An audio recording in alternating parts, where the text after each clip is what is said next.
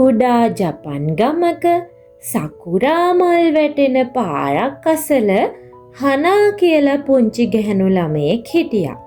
එයා සත්තුන්ට ගොඩාක් ආදරෙයි.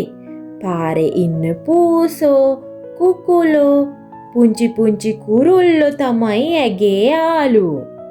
එක වැහි දවසක හවස් කාලෙදී හනා ගමනක් යන්න පිටත් වුණා. එයා පාරේ ඇවිදගෙන යනකොට තනියම පාර අයිනේ ඉඳන් වැස්සට තෙමි තෙමි ඉන්න පූස් පැටියෙක් හම්බ වුණා. අනේ ඒ පූස් පැටියා ගොඩාක් චූටි. එයා වැස්සට තෙමිලා සීතලේ අඬනවා. බය වෙන්න එපා පැටියෝ. ඔයාට මං ඉන්නවනේ කියපු හනා ඒ චූටි පූස් පැටියව වඩාගෙන ගෙදර අරන් ආවා. හනා තුවායක් අරගෙන පූස් පැටියව හොඳට පිහදැම්මා.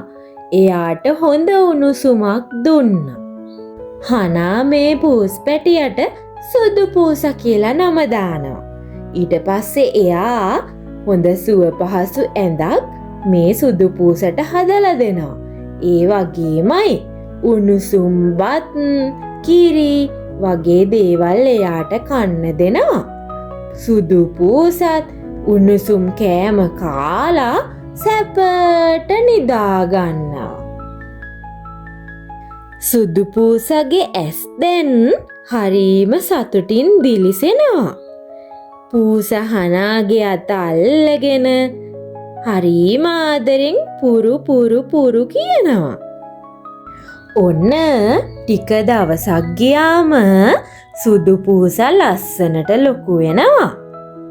හැමදාම හවසට මේ යාළුවෝ දෙන්නා සකුරා මල් ගස් අතර දුව පනිමින් සෙල්ලම් කරනවා.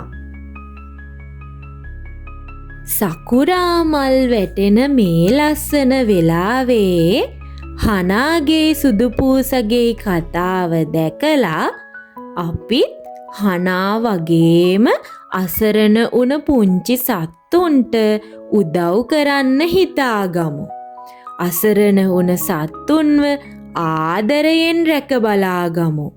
එතකොට තමයි අපේ මේ පුංචි ලෝකය ලස්සන වෙන්නේ.